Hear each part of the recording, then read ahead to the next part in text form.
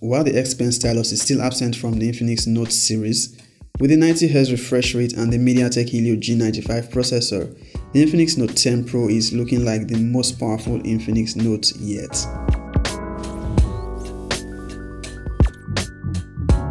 What up guys, the name is Izzy and welcome to my review of the Infinix Note 10 Pro, which is launching right about now.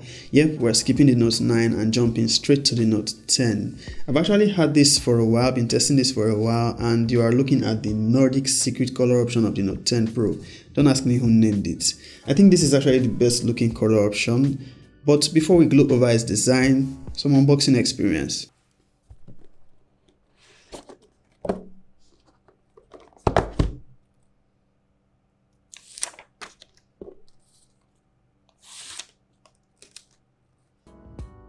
So, bundled in the box of the Infinix Note 10 Pro is all of its accessories.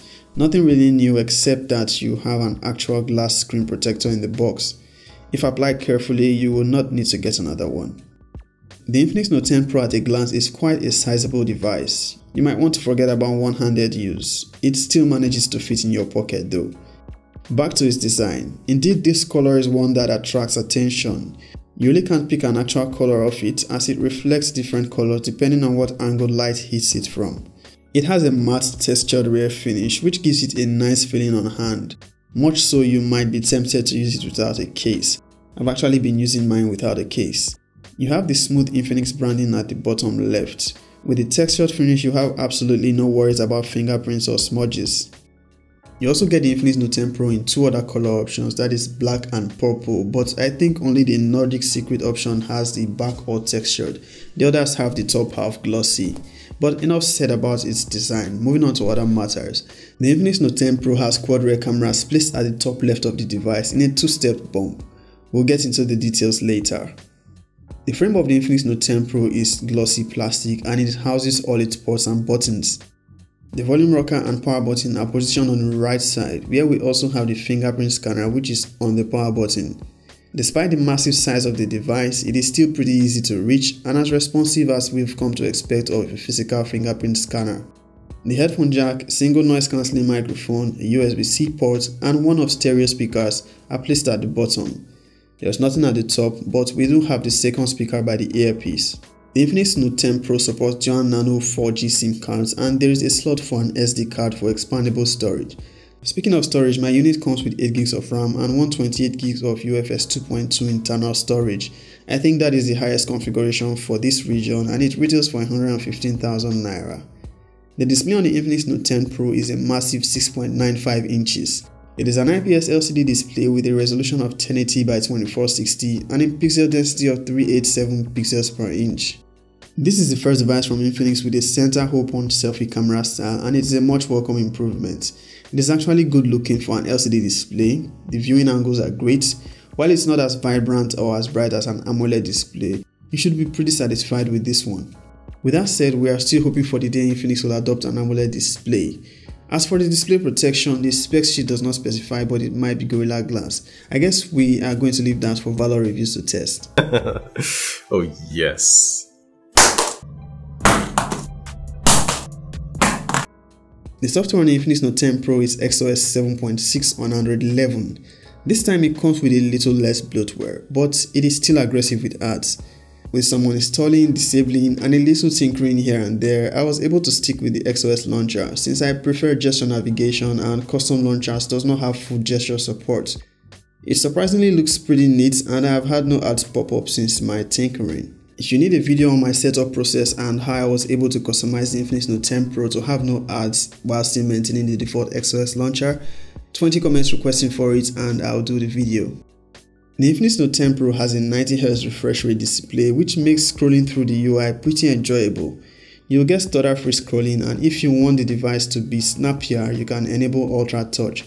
It disables some of the animations and makes the device a little more responsive. I think I'll stick with the default though.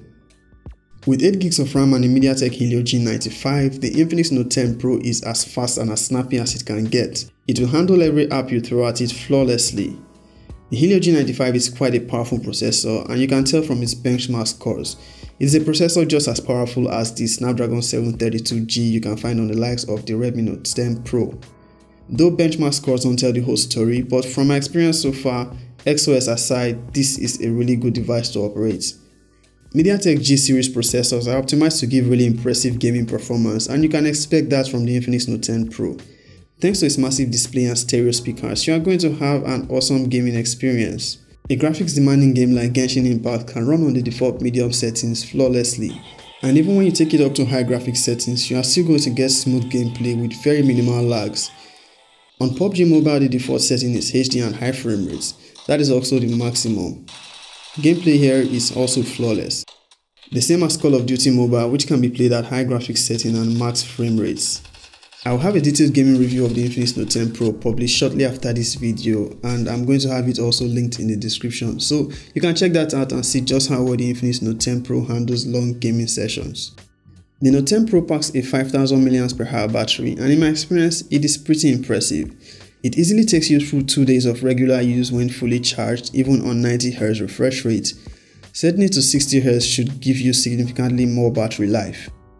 The 33W fast charger in the box powers it up from 0 to 100 in 1 hour and 25 minutes while powered off.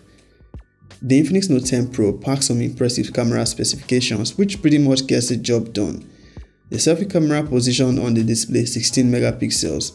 On the rear, we have the quad camera combination of a 64 megapixel main camera, an 8 megapixel ultra wide camera which also functions as the macro camera, 2 megapixel depth sensor, and 2 megapixel monochrome camera.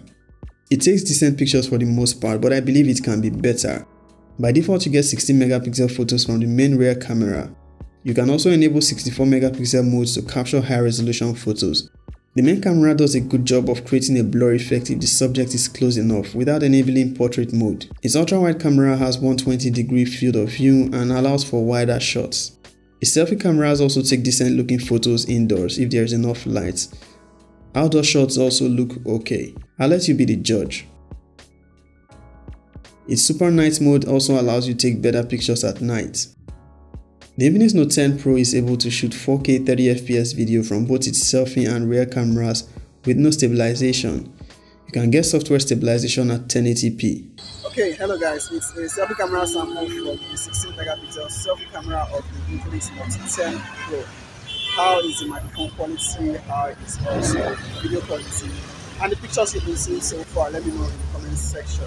And it can shoot 4K 30fps from the selfie and rear camera. Currently shooting at 4K 30fps. Peace. The Infinix Note 10 Pro is a good device with a great processor and also great performance to match. It is really snappy and a very fast device. It is also a really good choice for gaming. Now, while its cameras are not the best I've used at this price point, I think it still pretty much gets the job done. Now, what I would like to see for the future Note series is the return of the X-Pen and also an AMOLED display. What do you think about the Infinix Note 10 Pro? Do leave a comment. Also, if you find this video helpful, smash that like button and consider subscribing. Peace out.